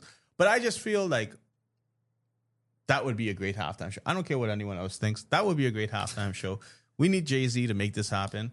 The NFL needs soca, and soca needs... And, hey, you're tapping into a new market. Yeah, they love to tap into new markets. Yeah. I mean, I don't know if... There's like 30 million Caribbean people. I don't know if most people didn't recognize this, but the NFL is going to have games in Spain on a yearly basis. Yeah. Moving Brazil. forward. They have been, Germany. They have been branching out and reaching into that Latin American market. So it stands to reason that it just so happens that the biggest artist in the world is Hispanic. Seemed like the perfect time for it to happen, right? Yep. So if they want to branch out even more, call Marshall. not right now, though. Bruce Springsteen next. Bruce Springsteen and Taylor Next one Swift. in Miami. Yeah. Because here, no, see, For the next couple of years. It's just not going to be the Super Bowl halftime show. What you do is you make this into the biggest Super Bowl ever. You have thought about this so much. You have the Marshall pregame show. You just want him to do all of just Then do you the whole have the thing. Kez show right after. And then you bring in a bunch of the other soca artists. You just have a soca-thon. I don't know if y'all can tell by listening to this, but John is headed to Trinidad in a couple days. Days? This is. I would already be there. They get the show. So this is where a lot of this is coming from. Anyways, Marshall halftime show. He did Tiny Desk. He could do the halftime show. Absolutely. No argument here. That's an easy take. Bud Light easy take of the week number 3. The WNBA and the players save the season. There's not going to be a lockout. I hope so. I hope so, just That's because I plenty need content. JJ to get on the court, and yes, there's plenty of content, and I want to see what Chris DeMarco does with the Liberty. Yeah, so my plan is I'm trying to go to the first game of the season. Yeah, we need them to play. I mean, I ain't going as a reporter. Chris said, I got courtside seats for you, bro. Yeah. So I want the courtside seats. Never forget. That's all we need. I mean, we respect the Fourth Estate and journalism just as much as the next guy. Yeah, but that's like, a Friday, too. yeah, but like we told y'all, That's a Friday, bro. we have like actual journalists. That's a Friday, 8 p.m. What I recording for? We always work for 10YS. No, I would have to get like fresh kicks and gear and thing and be like, hey, I'll be all Adidas out. Shout out Kaizen. He doesn't run Adidas. I don't know why we shouting him out. He just happens to wear it sometimes. You got a new hoodie. He does. He's wearing it right now. Yeah, you said it was fresh, eh? Yeah, he did. He messaged you? No, he messaged me. Yeah, he did. All right. Bud Light Easy Take of the Week, number 4. The NBA might actually like the fights. Because everything I saw with the Charlotte, well, this wasn't the only one, but it just happened to be the biggest one, right? I thought that they were going to throw the book at all of them involved in this, especially Isaiah Stewart, because he just ran off the bench. That was so funny because when you got the notification that, oh, I got to change my take. Like you had something already in there ready to go, and it's like, nope, you got to change the take. I thought he was going to get, like, I wouldn't have been surprised if he got like 20 games or something like that. I thought they were really going to try to make an extreme example out of it. Okay, so I feel the NBA, the rule is as long as you ain't punching a coach or a fan or a referee, then you ain't going to get hit with the full hammer. Yeah. You get hit with the hammer. Like the little one that doctors do to test your reflexes. Yeah, that hit one. you on the knee. Yeah, now, if you do, and the first time offenders, except Miles Bridges, he like to hit people allegedly. But anyways, yeah, I'm just saying he should get a couple games just because of past performance. Yeah. So I feel like, okay, so this is the start. If it happens again, it's going to be a worse penalty. So they set the precedence of this is the minimum. So the crazy thing about it is, and guy from the Hornets, who I can't pronounce his name, I'm not going to try to pronounce it. Apparently, him and Jalen Duren had beef from high school. They didn't like each other from high school. Jalen Duren actually, and the Pistons have some players you don't want to have any parts of, right? He only gets a 2-game suspension because, I mean, he started it, but technically he ain't really do that much once it started. Mm-hmm. Isaiah Stewart ain't had nothing to do with the fight. He was on the bench.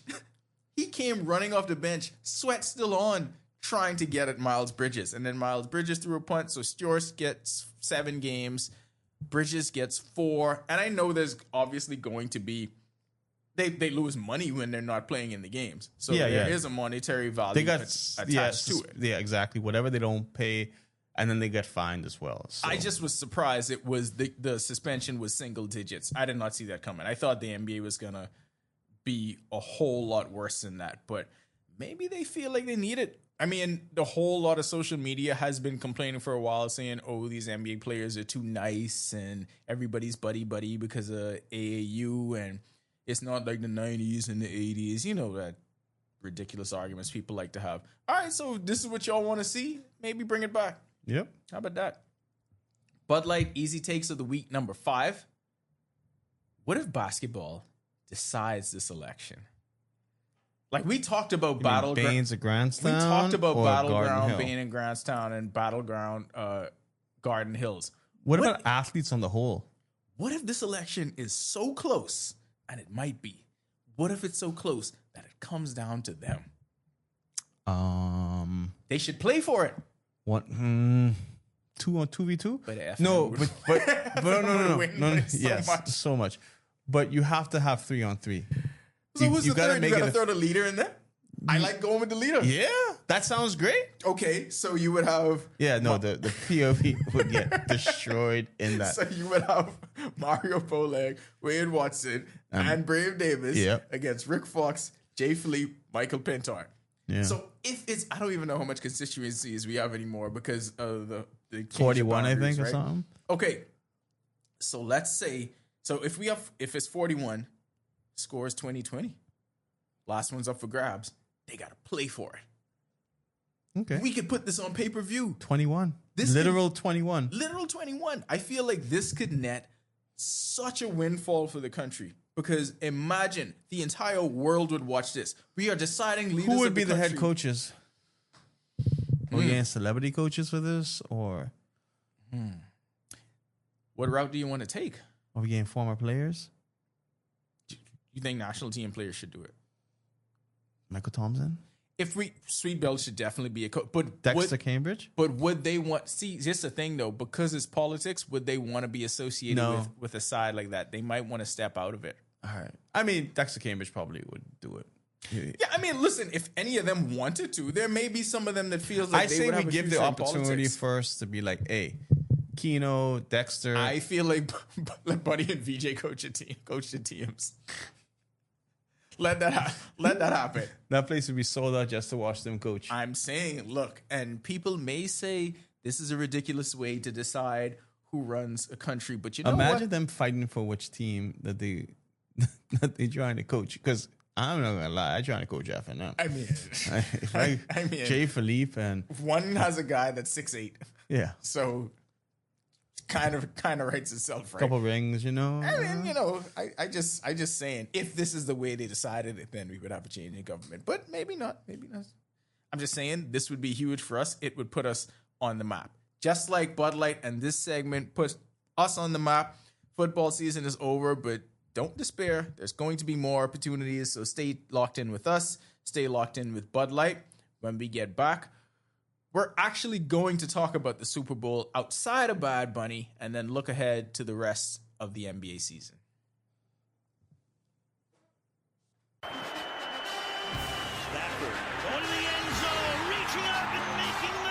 Bahamas, are you ready for the ultimate Bud Light football experience? Buy 2 6-packs of Bud Light at any Jimmy's Wines and Spirits location or at participating liquor stores, and you're automatically entered to win.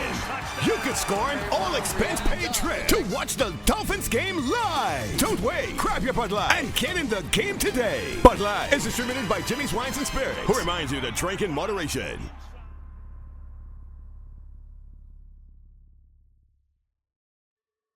Game on, Bahamas. The all-new Everybody Wins Live Sportsbook is where sports fans turn picks into play.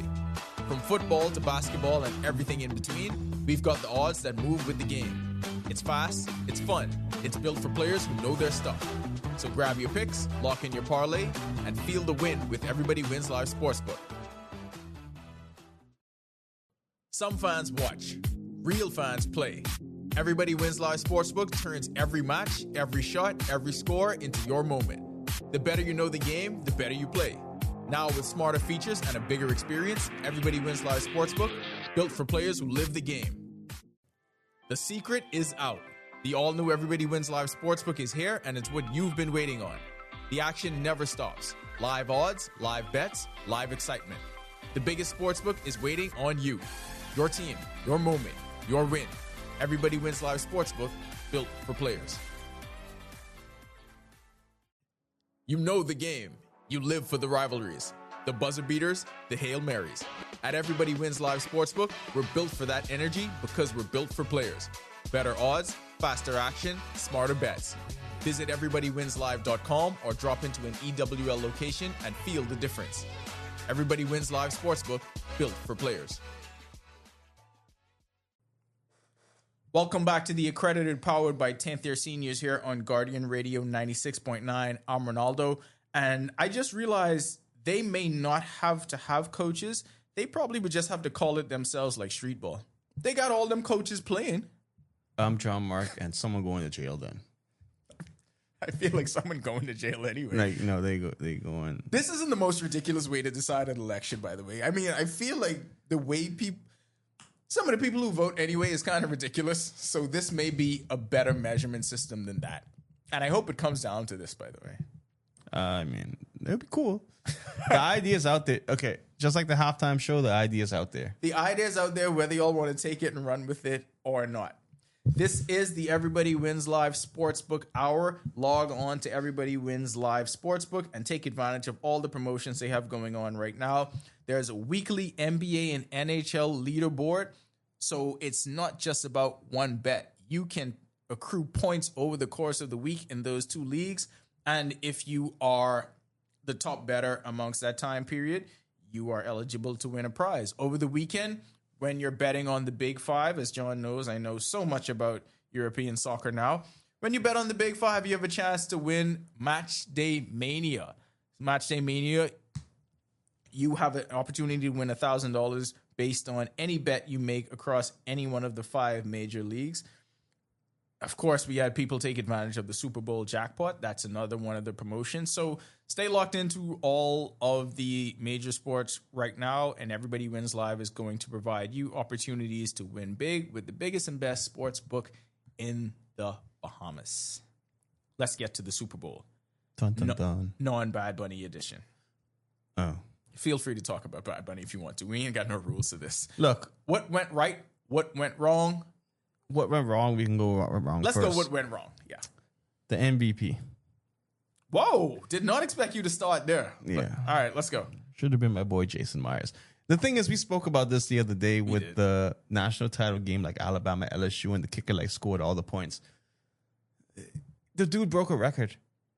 Like he actually okay, I understand it ain't the sexy position, right? I understand you ain't putting up yards with that. But because he broke a record,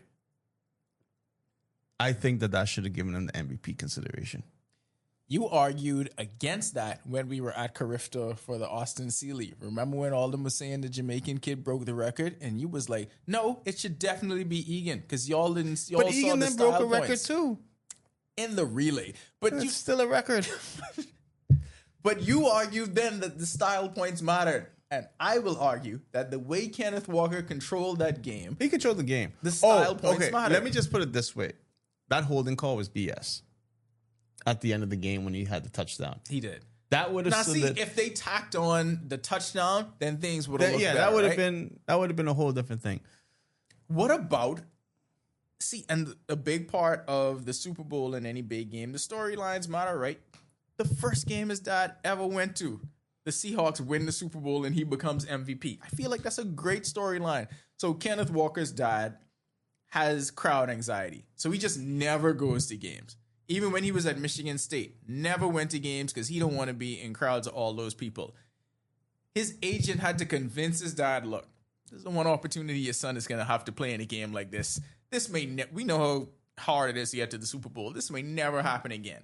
And in that game, his son is pretty much the focal point behind why the Seahawks win, and he gets MVP. Come on. You cannot write that. Anyways, it should have been Myers. Okay, so you think Myers deserved it more than Dixon? Because Dixon was amazing. That was some of the most impressive punting. The only other person who could have got it was Gonzalez. Oh yeah, he was crazy. He with what was he did. amazing. When people said, because there's a lot of people like, oh, this game boring. No. He made some plays. Like, okay, yes, the game was boring, but not the plays he made. There's a difference between a boring game and when you see a pass that you're like, oh, that's going to be a big catch or a touchdown, and he just comes up and it's like, damn. He took away 2 touchdowns. Yeah. So if you think, and this is where, watching football, you have to give respect to what defense does, because if Gonzalez doesn't make those 2 plays, the Seahawks blow us out even earlier, and it's a really bad game for a lot of people. Then it would look like, what was probably the worst blowout we saw? This season? No, in the Super Bowl. Probably like Broncos-Panthers was a pretty bad one. Anyway, there's been some pretty bad ones. This was headed towards that. Because think about it this way. Think about if Sam Darnold connected with JXN on that first drive. Yeah, no. Think about if Gonzalez didn't make those plays. One was at the goal line against JSN, and the other one was downfield against Shaheed. Oh, last year was 40-22. It's not as bad as I thought. I thought we had a like 55 to teens somewhere in there. Anyway, we've had some pretty bad blowouts. We were headed on. Oh, the Seattle-Denver one. That's the one I was thinking about. 8. That's the one that I was thinking about. The one when the one time of the year they control the weather and it was 60 degrees in February. Vaughn Miller and them boys. Yeah. That's the one I thought about. So. And then that Baltimore one was bad too. The Baltimore Giants one. Yeah. Synopsis on the Patriots. Frauds, were they just lucky? Because there was a whole lot of talk about the Patriots schedule. You play who you play, and you get to where you get. But calling them frauds to me is disingenuous of what football is. Everyone knows that football is the one sport where if a team gets hot or whatever, and they just do what they have to do. Don't even get hot. Stay healthy. They're gonna make it far, right? But I said it. I thought Seattle was gonna blow the brakes off of them. Yeah, they didn't blow the brakes off as much as I thought it was gonna be because of Gonzalez. Yeah, because of Gonzalez. But it's just a thing where they just got hit with the best team in the NFL that season. Like the defense was all world. When I saw them struggle against the Broncos, even with the weather. Because we all know the weather's an equalizer. But when I saw them struggle with a backup quarterback, I was like, Yeah, the Rams, Whoever Seahawks game. Whoever won that. Because I feel like if it was the Rams in the Super Bowl, they would have put up 50-some points. I didn't even think the Patriots looked good, even though C.J. Stroud was so awful. Oh, C.J. Stroud, and that's the the Texans thing. were still in that game. Yeah, right? but that's another thing, and your boy ain't here to defend them. But everyone knows, in my opinion, if he would have thrown 3 interceptions instead of 5, they win the game. If he was only mildly horrible instead of the worst game ever in his life, then yes, the Texans probably win that game. So, I mean, look. He cut his dreads, though. He did. He loses power. Anyway, he had to He try to lost change. his power in the game. Yeah, that's true. You know what? Maybe he can get it back. But I do feel that there are a lot of people that went too far with the Drake May takes. Because this is still a young franchise quarterback. I don't think the bottom's falling out on what the Patriots have built. No. I think people were going too far saying, oh, maybe he's not as good as we think he is. Oh, now then he's not as good. Anyways, I think he finished one vote shy of MVP at his age. He's a good quarterback. I don't think he is a superstar quarterback. Oh, I think he is. I don't think so. How many of the superstar quarterbacks did we see them get here in year 2, though? With not, And that brings up my next point. Sir Dan Marino. Yeah. Okay. Best case scenario, he has a Dan Marino type career and never makes the Super Bowl again. Oh, man. I know. I don't want that for anybody. I don't want that for him, but for some reason, like watching that game and seeing how the game went, I just had that eerie feeling of like okay, I wasn't alive when the Dan Marino thing happened, right? Wasn't alive, but I feel like that's how it felt with like people watching the game. Like I watched replay of that San Francisco Super Bowl. They got overwhelmed. Yep. Kind of just like this. Yep. So my thing is not that I want it to happen, but it's a lot to go in your second year to the Super Bowl, right? You go in your second year, you get manhandled. Granted, the Dolphins offense, like this is how unlucky it is some years. If Marino's Dolphins played against these teams, they would have smoked them. That's just the luck of the draw. That's just the luck of the draw. But yes, the Patriots were successful this year, but I don't know how they're going to maintain it like that. They have to continue to build the skill position players around Drake May. Do not make the mistake of thinking, okay, we have the guy and he's just going to plug all the holes. No, Stephon Diggs, his career is coming to an end. You have good skill position Is he going to be in players jail? in the... I mean, maybe for child support. The running back room is young and it's great.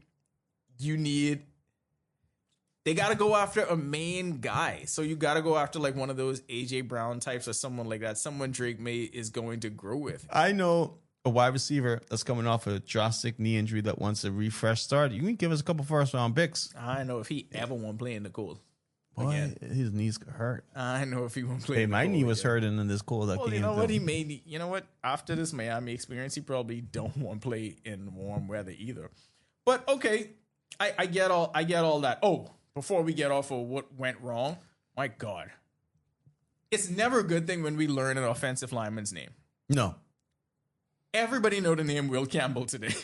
I would die for my quarterback. Everybody knows the name Will Campbell. Because he became the lightning rod for any takes. It's just Will Campbell getting beat up. Yeah, but I also think that's unfair. It is, but he's getting beat up. It's the life, but it's unfair. He's another young player, you know? He's a young player.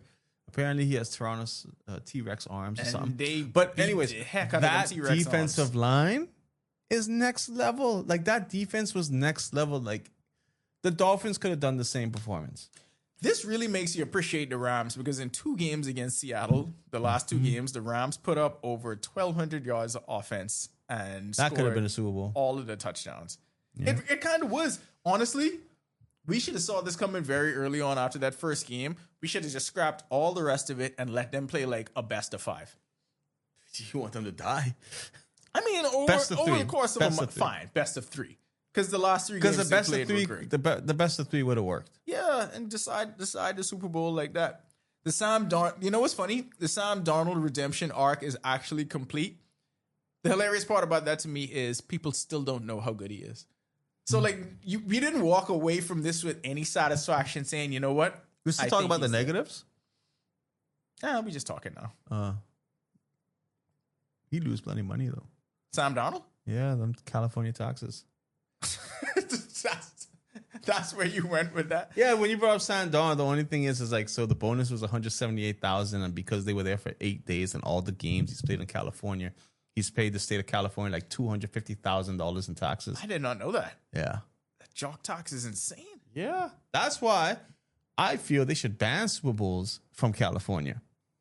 Absolutely. Or I would be flying in late. I would fly in and get there under that. I would be practicing in Nevada. I'll be like, nah, we changing things up, bro. Yeah, get under that, whatever it is, circumvent that rule and get under that threshold. See, if Steve Ballmer, if the Clippers owner was at the Super Bowl, because he's find a way to get around around some rules. Yeah. They definitely Shell company. find a way. That's all you got to do. Practice in Delaware. Figure out a way. But I feel like we can say he's good now, right? We can say Sam Darnold's good. I feel like that's okay. He's better than Dilfer. I don't want to just limit him to that because Okay, no. We're going to put him in a we have to put you can't do these things and not put him in a category. But he had if there was a 5-tier quarterback system.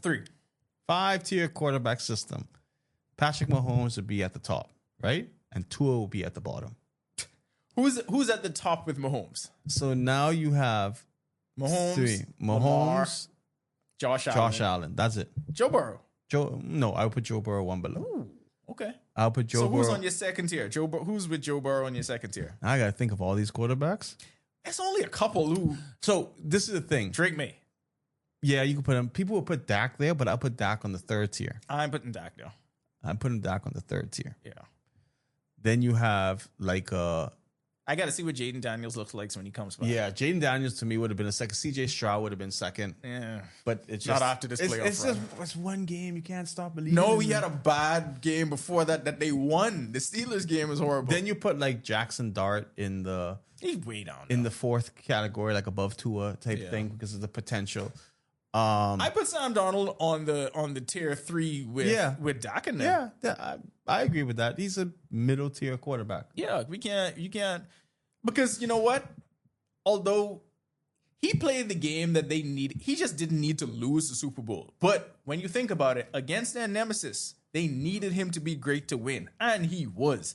The NFC Championship game was his Super Bowl. That was a sigh of relief. He was like, "Woof, we're good." But he had the most turnovers of any quarterback in the league headed into the playoffs, and then had none. So it's like he was the Jets in the playoffs.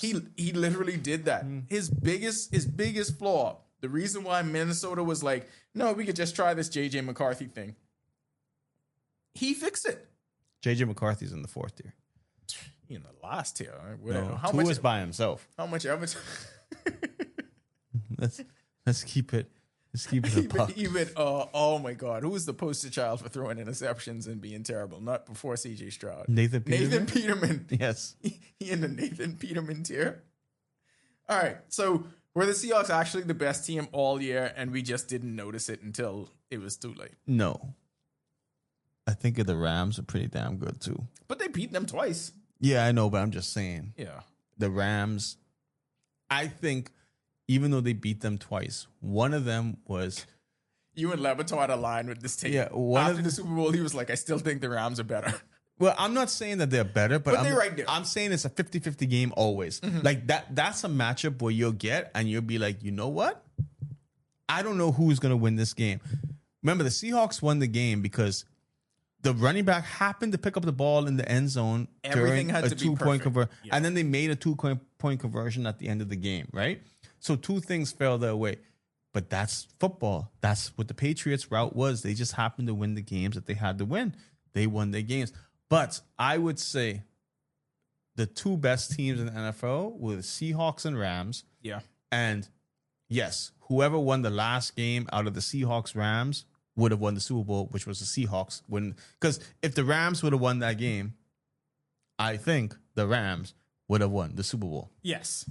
Yeah, absolutely. They were the two best teams, and that was literally the only team that the Seahawks had trouble with. So best team won. I hope you bet correctly. I hope you got a little lucky. Game on, Bahamas. The all-new Everybody Wins Live Sportsbook is where sports fans turn picks into play.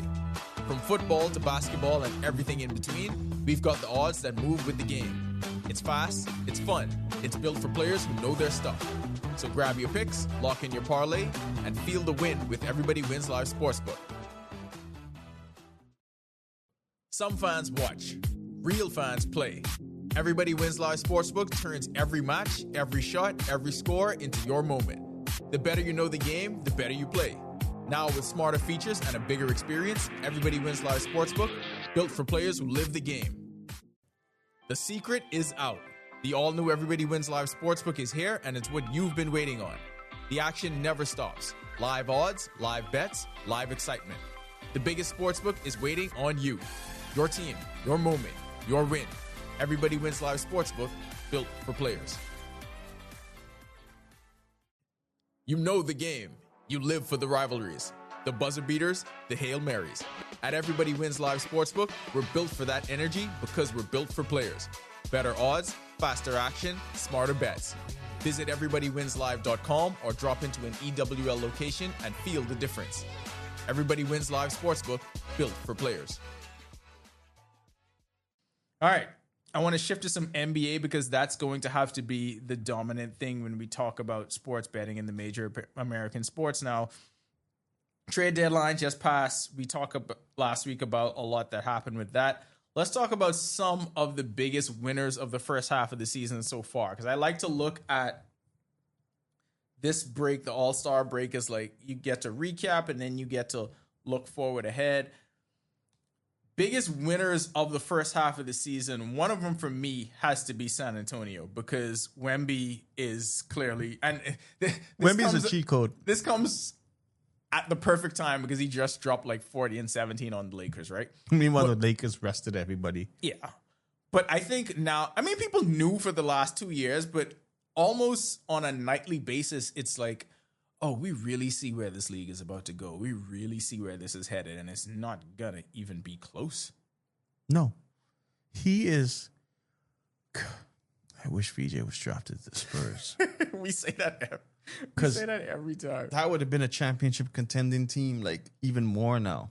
But, no, Wemby is just a special player, and you could see the difference that this year is with last year where he was hurt, and then you saw what happened with the Spurs. It's just a different dynamic and a different team. Like, if you don't have your secret weapon best player on a team, you're not going to be who you think you are. And no team can do it. So, no. But he could dribble the ball. He could step back, shoot threes. He's an 8-foot-tall guard. He could do everything. So it's such a... I hope that people appreciate him throughout his career. It's not going to happen. Let me tell you that we've been around this basketball discourse long enough.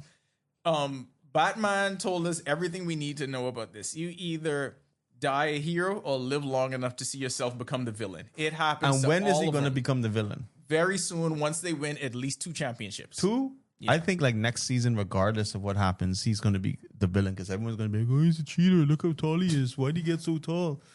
Let me give you another winner. Your boy, Cade Cunningham and them Detroit Pistons. Hey, Cade Cunningham, good. Gotta be a big winner of the first half of the season because who saw them controlling the East? No one.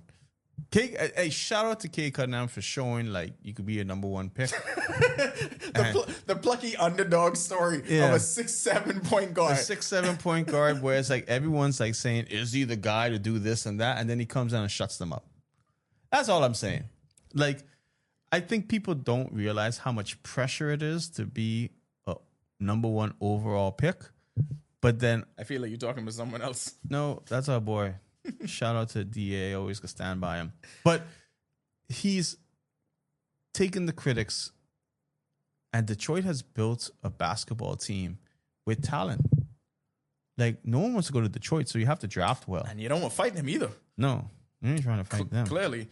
Another big winner from this first half, we may be slightly biased with this, but we ain't wrong.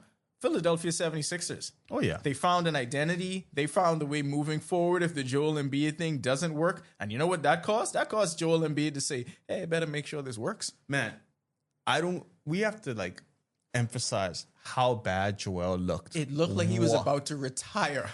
It looked like he was done. When I felt so bad. Like, I was like, man, something is up with this guy. He could not jump. He literally could not jump. And we're not making this up because just 2 weeks ago, they celebrated against the Knicks when he made like his first dunk of the season.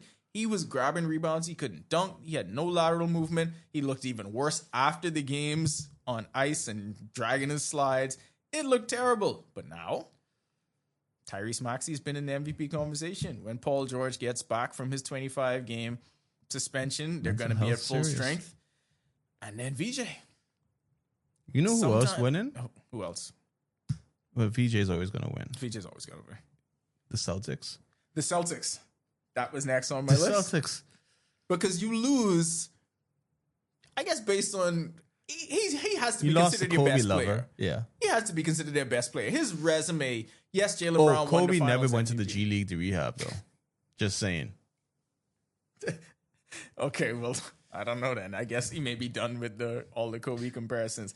Celtics have to be considered big winners because when Tatum goes down with the Achilles in their last game of the season, you had to assume that this year was a write-off. And then Jaylen Brown was like, no, I could do it.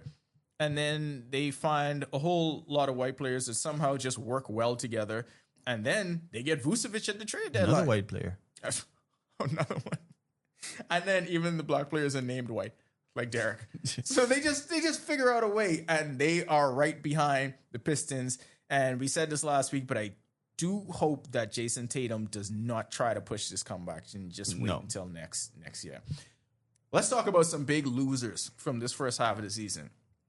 I have no idea what the Los Angeles Clippers franchise is like and what they're doing.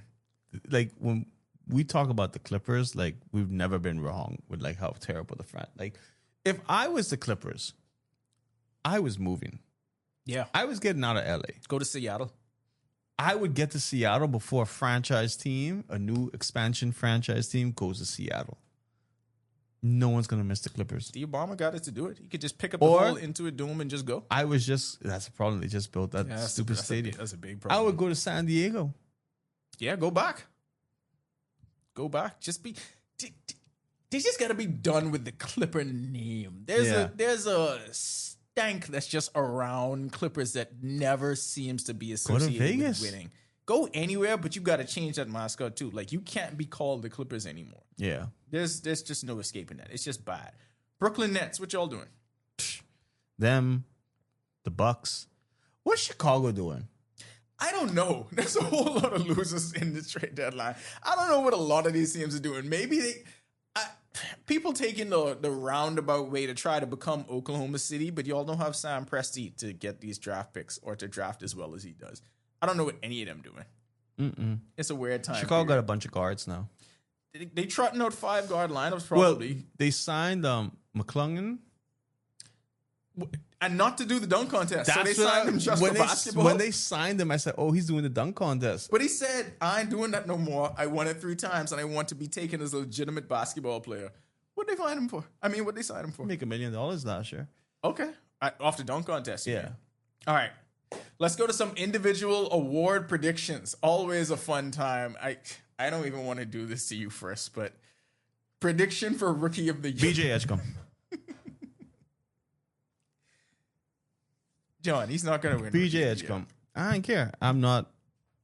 Publicly, it's BJ Edgecombe. It's not fair because it's not fair because he ain't playing on a dead team, right?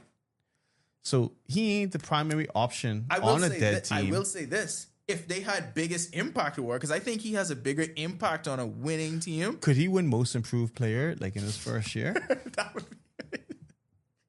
That would be great, though. We do need to create awards VJ could win. Here's the problem with the Rookie of the Year thing.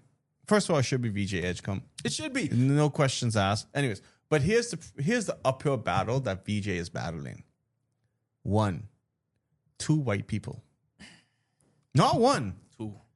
2. Jeez. Boy. Ain't no black man in America beating that.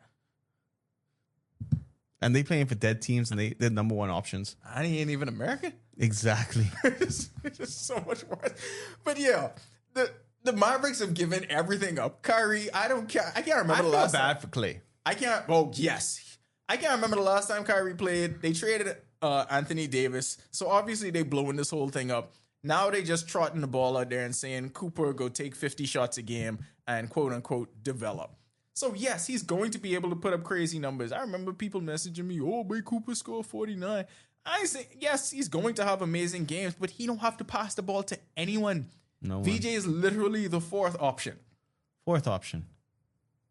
And they had to get... And still impacts winning. Yeah. You know how much blocks he have, though? Who? VJ. And leads all rookies in steals. Probably is going to lead the league in steals, by the way. For a rookie. Rookie of the year. I think we have the one VJ could get on. Defensive player. What if he leads the league in steals? Well, he could at least make like all defensive team.